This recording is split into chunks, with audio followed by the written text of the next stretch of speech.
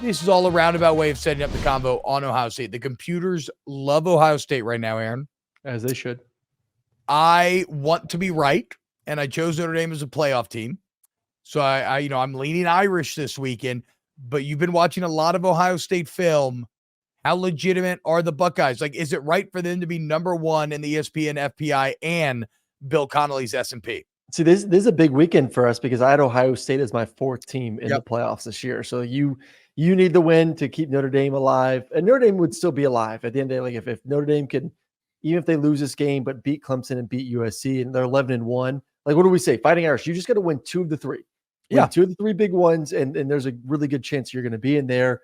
I think for Ohio State, there is more of a sense of urgency from this because you still got to play Penn State, you still got to face Michigan, and then you have to play in a conference championship game, which is, the least of your worries of those 3 games you're going to have to play, or 4 games you have to play this season, but still it's an extra game.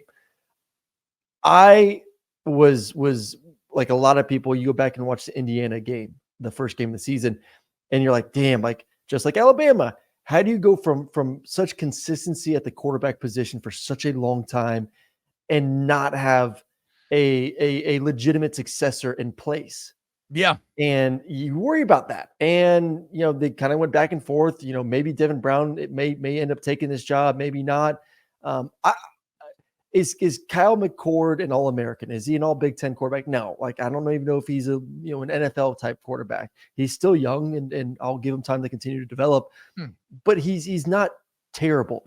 This is far from the Alabama situation. If you want to compare 2 very similar situations, far from that. I'll tell you that.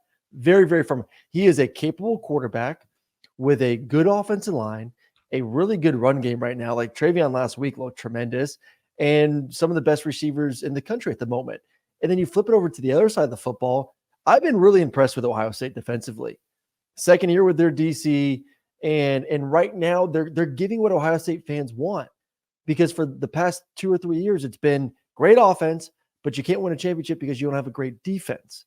Now, all of a sudden, you do have what I believe is a really good defense, an offense that's going to continue. But you don't have a great offense anymore, so it's not exactly what Ohio State fans. It's not exactly what Ohio State fans wanted. They wanted to stay great on offense and get good on defense.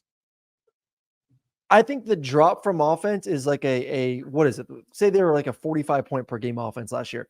I still think they're going to be somewhere in that 38 to 40, 42 points per game offensively, which is not terrible.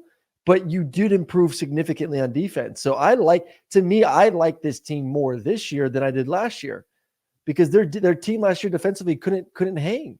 I think they can win games on that side of the football this season, which, I don't want to get too far into the weeds of breaking down the game this weekend because we're going to do that tomorrow, but should give them more faith that they can go on the road and win.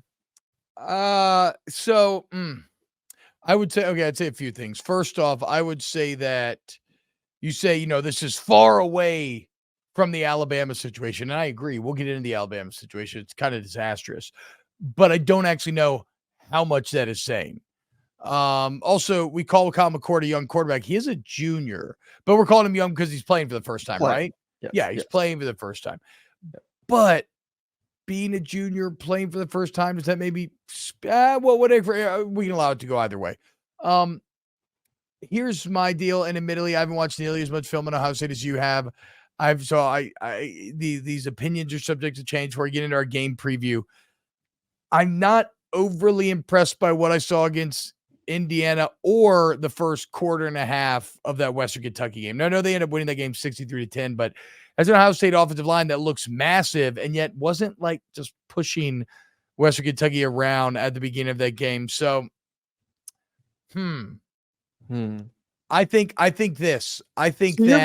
more in the case of you don't care the defense got significantly better. You're more concerned because you don't have a first round talent at quarterback for the first time in 6 years.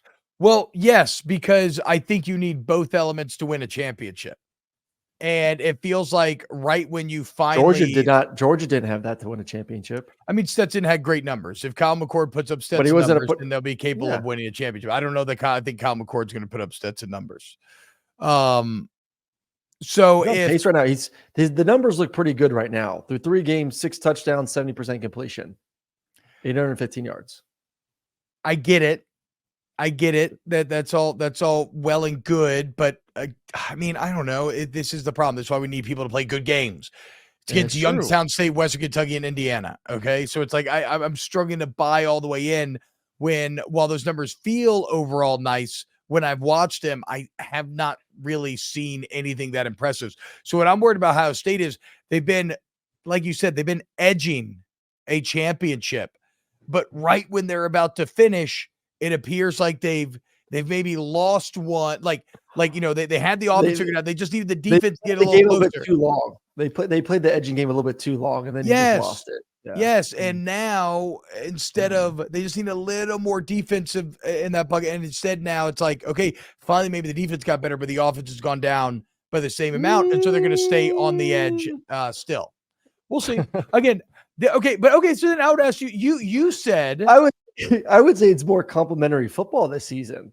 Okay, so you said they're a quarterback away from being your hands down number one team. So they are a quarterback away from being that, because I still believe, which is why I'm so torn about this weekend in this game, because you do need really good quarterback play to win a championship. There's no doubt about it. It is the most important position. That's what I was just saying.